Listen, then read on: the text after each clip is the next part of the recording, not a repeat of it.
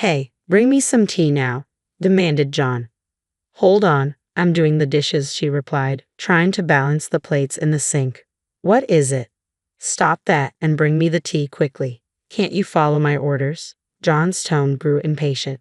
But she hesitated, glancing at the pile of dishes waiting to be cleaned. What a useless wife you are, remarked her mother-in-law. Make me some sweet coffee, please. But there are so many dishes to do, she pleaded, feeling overwhelmed. Leave them for later. Just do what we say, useless wife, John's mother added sharply. As she stood there, torn between the demands of her husband, John, and her imposing mother-in-law, she couldn't help but feel trapped in their expectations. John lounged in the living room, engrossed in his phone, acting as if he owned the place. Meanwhile, my mother-in-law sat at the kitchen table, maliciously eyeing me while indulging in a cake she had taken from the fridge. She could have easily made her own coffee, but she seemed to relish bossing me around, finding pleasure in making demands. I'm Hannah, a 30-year-old working mother. I married at 25, had a child, and returned to work soon after. Currently, we live with my husband, our 4-year-old son, my mother-in-law, and my husband's parents in their house. We moved in with her because John insisted. He told me how devastated my mother-in-law was after my father-in-law passed away, saying she couldn't eat properly. Concerned, I hoped living together would lift her spirits. Strangely, her mood seemed to improve considerably once I arrived. Now, she seemed to delight in finding ways to dominate me, her eyes gleaming like a predator fixated on its prey. I used to worry about her well-being, but now I question if it was ever necessary. I've cooked meals that she never thanked me for, only to find them abandoned in the sink later. She frequently criticizes my cooking, complaining about the seasoning or how I prepare dishes. I've often wished she would just take care of her own meals, but it seems she has no interest in doing any housework herself. This stir-fry seems half-hearted. I can't eat this. Make it properly from scratch, she demanded. I'm busy and can only manage simple dishes, I replied, trying to keep calm. That's why I hate it when daughters-in-law talk back. I said, cook it from scratch. If you have so many complaints, why don't you cook? You're a good cook, aren't you? I retorted, frustrated. What are you saying? Why should I do housework when you're here? Have you lost your mind? No more than you, I muttered under my breath, feeling the tension rise between us. What's with that tone? You're so irritating. My mother-in-law snapped. When I retorted slightly, her face flushed red with anger. Concerned that her anger might affect her health, I decided to ignore her. After that, both my husband and mother-in-law's attitudes toward me began to change. Their arrogance gave way to silence. They stopped speaking to me altogether. Hey, have you brought your lunchbox out yet? I need to wash it, my mother-in-law called out. I acknowledged, trying to keep my composure. Hey, I'm talking to you. Please don't leave candy wrappers lying around. They'll attract bugs, she continued, her voice more insistent. I responded vaguely, sensing the shift in their behavior towards me. Are you even listening? She pressed. I muttered again, feeling increasingly isolated in my own home. They began to completely disregard me. I felt utterly depleted, like I was interacting with someone who couldn't comprehend anything I said. I questioned why I had to endure living with such a person, yet I couldn't bring myself to consider divorce. I believed our young son still needed his father. And so 5 years passed. Both my husband and I turned 35, and our son was now 9. My mother-in-law was 65. How much longer will I have to endure this kind of life? I feel invisible. It's as if my existence doesn't matter at all. I feel utterly absurd, I muttered to myself on my way home from work. At home, the only person who spoke to me was my son. If even he were to reject me, I feared I would truly become superfluous. I felt a profound sadness, as if I were deemed unnecessary in this world. Upon arriving home, I immediately began cooking. Everyone must be hungry, I thought, opting to prepare a spread of delicious Chinese dishes. I whipped up mapo tofu, crispy fried chicken, and a colorful stir-fry with bell peppers and sliced pork. However, John surprised me by requesting mayonnaise for his fried chicken. After what felt like an eternity of silence, he finally spoke up. Bring me the mayo. Sure, here you go, I replied, retrieving the mayonnaise from the fridge and handing it to him. His first words to me in a long while weren't a compliment on the meal or a thank you, but a simple demand. I felt increasingly frustrated. Then my mother-in-law turned to me with a malicious expression. Clean the toilet, she ordered, her tone cutting through the air with disdain. What? Clean the toilet right now, my mother-in-law demanded abruptly. I'll do it later. Please don't bring that up while we're eating. It's unpleasant, I replied, trying to keep my composure. What? Her voice hardened. Just like your heart. What? You really know how to get under my skin, don't you? I retorted. My mother-in-law erupted in anger, pushing her dishes aside and storming back to her room, screaming in frustration. I couldn't fathom why she had the audacity to demand to clean the toilet during a meal. It seemed like she just wanted to antagonize me. Didn't she find it distasteful and inappropriate to bring up such things during dinner? If she were reasonable, she wouldn't have said it at all. When I pushed back a little, my mother-in-law became angry, prompting my husband to intervene and demanded apology. What the hell are you saying to my mom? Apologize, he insisted. No, why should I? I retorted, bewildered. So, after 5 years, that's all you have to say. His tone was accusatory. You think you are? I'm your husband, so don't talk back, he asserted firmly. Oh, so now you care about being a husband, I scoffed. If I had been treated better, maybe I would have acted more like a wife should. But you've ignored me all along. Why did you do that? Because of your attitude. I thought you needed to be taught a lesson, John replied defensively. I see. It doesn't matter to me, I replied coolly. Hey, where do you think you're going? I've lost my appetite. I'm going back to my room, John declared, pushing his plate away. I finished my meal in silence and quickly retreated to my room. Ever since our relationship with John had grown cold, we'd been sleeping in separate bedrooms. I opened my laptop and accessed divorce papers online. It's amazing how convenient it is these days. You don't even need to go to the courthouse. I swiftly filled them out and placed them in front of John. Hey, I'm going to file these, I announced firmly. Oh, what's this? John exclaimed, surprised. As you can see, they're divorce papers, I replied calmly.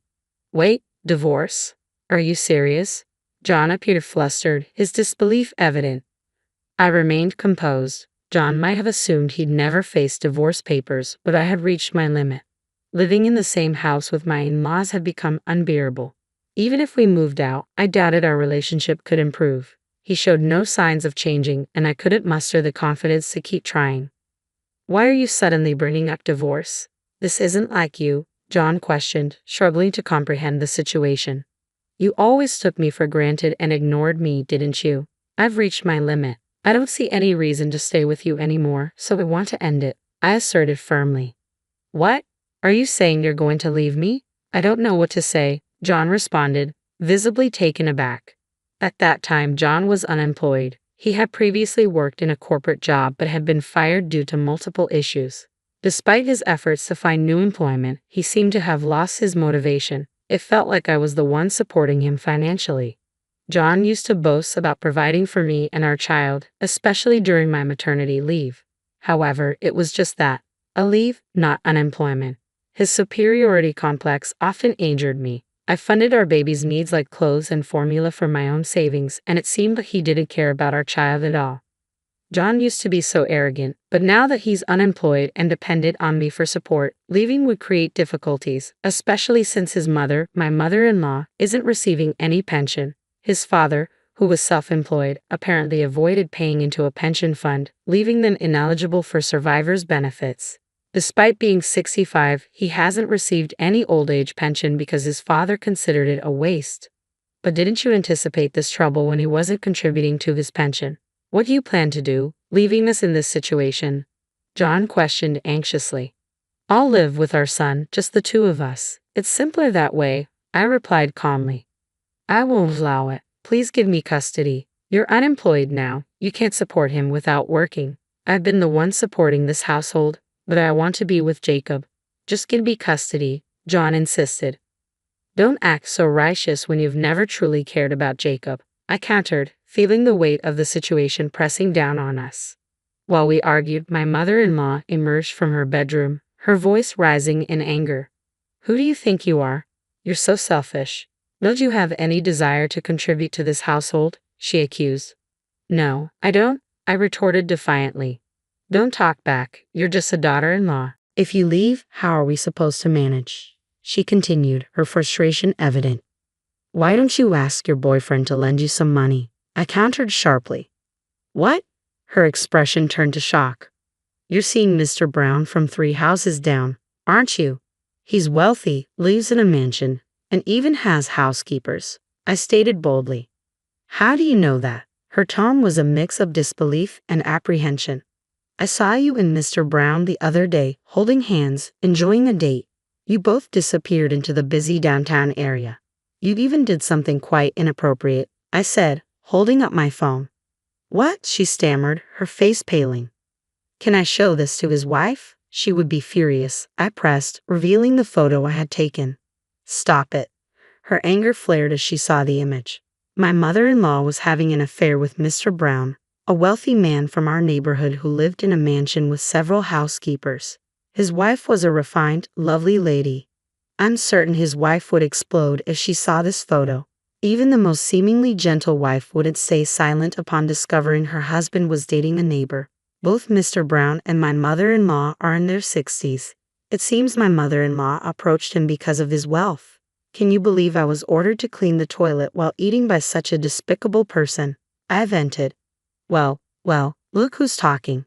Someone who's so dirty could use a mealtime bathroom cleaning. I guess I'll have to inform his wife now, she retorted with a sneer. Stop it, I exclaimed. Oh, sorry. I actually already told her, she confessed. What? I gasped, shocked by her audacity. I have her email address, you know. She's a yoga teacher, right? I attended one of her classes and we exchanged emails. Actually, I've already sent the photo, I declared. No, my mother-in-law exclaimed in horror. Yes, shortly after, Mr. Brown's wife arrived. She was a graceful elderly woman, her cheeks usually pale but now flushed bright red with anger. You've been seeing my husband, she accused my mother-in-law. That's, Hannah told me how despicable you are. My mother-in-law attempted to defend herself. But I was lonely, she pleaded, her voice tinged with desperation. I don't care about your circumstances. I'm furious. While I'm divorcing my husband, you were also to blame. Reflect on your actions, Mr. Brown's wife declared sternly. It's all this daughter-in-law's fault. If she had just... My mother-in-law's voice cracked with tears or sniffles, but Mr. Brown's wife remained unforgiving.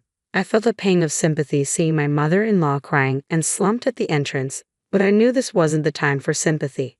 If I show kindness now, she'll only become arrogant again and repeat the same mistakes. Look at what your actions have done. Mom is in a terrible situation because of you, Hannah interjected, her tone apologetic yet firm. I'm not the one who should apologize. I won't, my mother-in-law retorted defiantly. You insolent woman, apologize this instant, Hannah demanded. I refuse, her mother-in-law shot back stubbornly. Amidst our argument, Mr. Brown's wife intervened, addressing me directly. Hannah, you're planning to leave your husband, aren't you? Yes, because I've been treated terribly all this time, I replied, my frustration evident. In that case, you should proceed decisively. Your husband, he's involved with our young maid, she disclosed calmly. What? I exclaimed in disbelief. I saw them today. Your husband and our maid were holding hands, behaving inappropriately on the street, she continued, her tone resolute.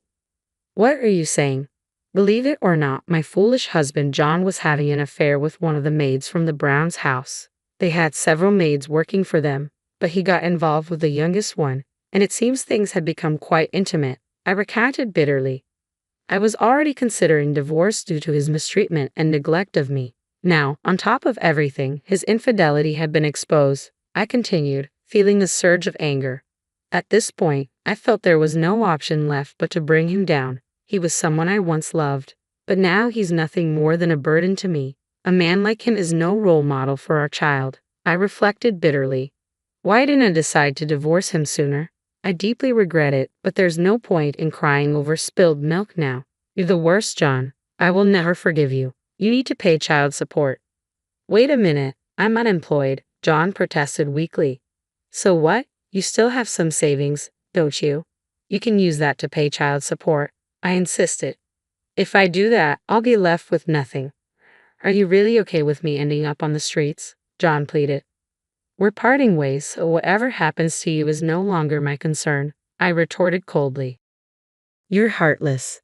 After treating me so coldly all this time, you have the nerve to say that. I don't care anymore. I'm leaving, I declared, immediately starting to pack with my son. Staying in that house any longer felt like it would drive me insane, so I decided to return to my parents' house. John attempted to stop me, but I ignored him. Regardless of his protests, I was determined to go through with the divorce. In the end, he refused to sign the divorce papers, leading to a contentious legal battle. Eventually, the court recognized his responsibilities and he was ordered to pay damages. I also pursued child support, which he managed to pay off in a lump sum. Apparently, he borrowed the money to settle it, I concluded. As a result, my vindictive mother-in-law was sued for damages by Mrs. Brown. With no pension or other income, she reluctantly took up part-time work to pay off her debts. For someone who had never worked and spent her days idling at home, the transition to labor was a significant challenge for my mother-in-law. She started with cleaning jobs, often receiving reprimands from her coworkers for slacking off. Her second job at a cash register brought sarcastic comments from young college students, a role she had never experienced before. Having previously lived a leisurely life without contributing to her husband's business, she was now facing the harsh realities of society firsthand. Meanwhile, I moved back to my parents' home for a while but later found a great apartment near my office and decided to move there. It's a comfortable living arrangement for me and my son, with nothing to complain about. I asked my son if he missed his father, but he simply replied, "Not at all." It made me realize that divorcing him sooner might have spared our son from negative influences. Moving forward, I'm committed to working hard in every aspect of life to ensure my son never has to endure hardships.